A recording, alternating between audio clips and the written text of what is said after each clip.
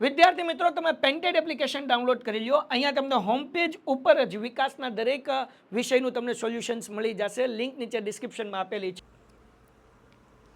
નમસ્કાર વિદ્યાર્થી મિત્રો, આજના વિડીયોમાં આપણે જોશું દ્વિતીય પરીક્ષા 2026 વિકાસ અસાઇનમેન્ટ ધોરણ 8 સમાજ વિભાગે ટૂંકમાં ઉત્તર લખો પ્રકરણ 18 અને 19 તેમજ આપણે આપણી એપ્લિકેશનમાં ધોરણ 8નું વિકાસનું સંપૂર્ણ સોલ્યુશન મુકાઈ ગયેલ છે.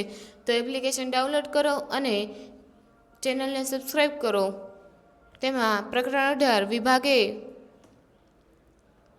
પહેલું સામાજિક ન્યાય એટલે શું? સામાજિક ન્યાય એટલે સમાજના સભ્યોને સમાન તક, અધિકાર અને ન્યાય મળે તેની ખાતરી કરવી.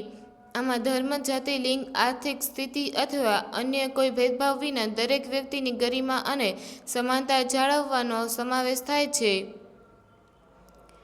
તેનો ઉદ્દેશ સમાજમાં અસમાનતા દૂર કરવાનો અને નબળા વર્ગોને સશક્ત કરવાનો છે. ત્યારબાદ બીજો સવાલ, શિક્ષણથી વંચિત રહેનાર વ્યક્તિને કેવી સમસ્યાઓ નડતી હશે? તો તેનો જવાબ છે, શિક્ષણથી વંચિત રહેનાર વ્યક્તિને આર્થિક, સામાજિક અને વ્યક્તિગત સમસ્યાઓ નડી શકે છે. આર્થિક સમસ્યાઓ, શિક્ષણનો અભાવ વ્યક્તિની રોજગારીની તકો મર્યાદિત કરે છે, જેના પરિણામે ઓછી આવક અને બેરોજગારી ઊભી થાય છે. બીજું, સામાજિક સમસ્યાઓ, અશિક્ષિત વ્યક્તિઓ સમાજમાં ભેદભાવનો ભોગ બની શકે છે અને સામાજિક પ્રવૃત્તિઓથી દૂર રહી શકે છે, જેનાથી તેમનો સામાજિક વિકાસ રૂંધાય છે. ત્યારબાદ વ્યક્તિગત સમસ્યાઓ, શિક્ષણના અભાવને લીધે વ્યક્તિમાં આત્મવિશ્વાસની કમી હોઈ શકે છે અને તેઓ પોતાના અધિકારો અને ફરજો વિશે અજાણ હોય છે. ત્યારબાદ ત્રીજો સવાલ, વ્યક્તિને માનવ અધિકારો કઈ રીતે ઉપયોગી થાય છે? તેનો જવાબ છે, માનવ અધિકારો વ્યક્તિને ગૌરવપૂર્ણ, સ્વતંત્ર અને સમાન જીવન જીવવા માટે ઉપયોગી હોય છે. સુરક્ષા અને સમાનતા, માનવ અધિકારો દરેક વ્યક્તિને સમાન ગણે છે અને કોઈપણ પ્રકારના ભેદભાવ સામે રક્ષણ પૂરું પાડે છે.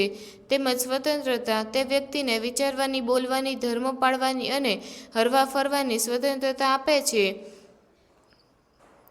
ત્યારબાદ ન્યાય, માનવ અધિકારો વ્યક્તિને અન્યાય સામે અવાજ ઉઠાવવા અને ન્યાય મેળવવા માટે સક્ષમ બનાવે છે. ત્યારબાદ ચોથો સવાલ, સંયુક્ત રાષ્ટ્રો એ કયા માનવ અધિકારોની ઘોષણા કરી છે?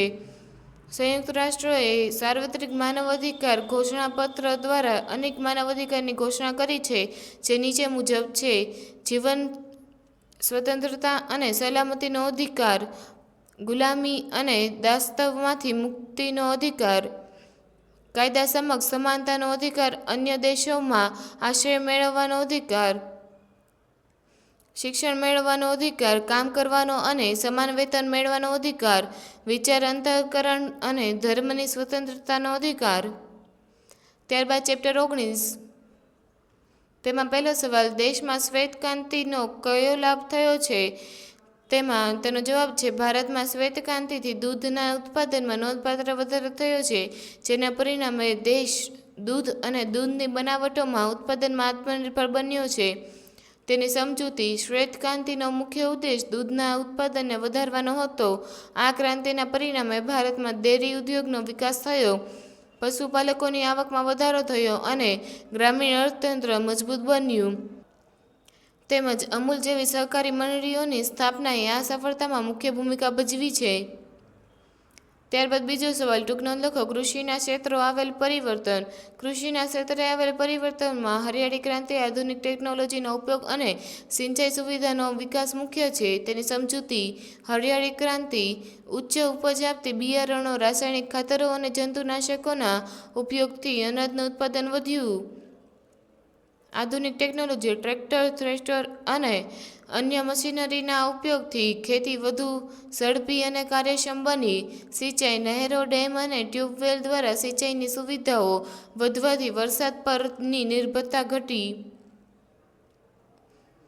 ત્રીજો, રાહદારીની કઈ બેદરકારી અકસ્માતનું કારણ બને છે?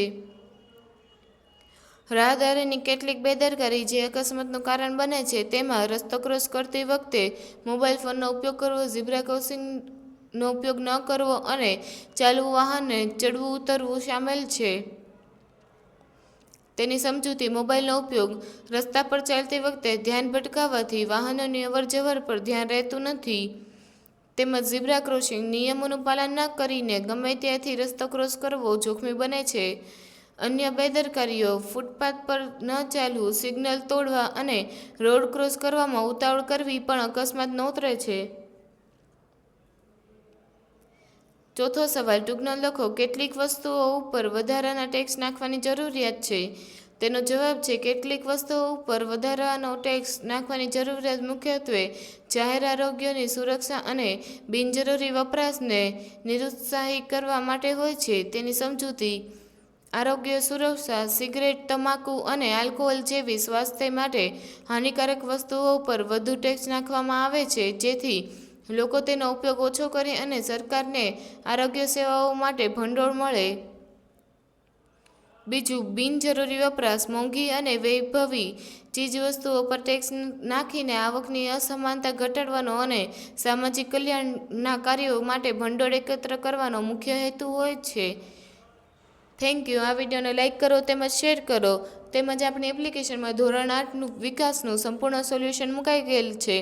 તો આપણી એપ્લિકેશન ડાઉનલોડ કરો અને ચેનલને સબસ્ક્રાઈબ કરો.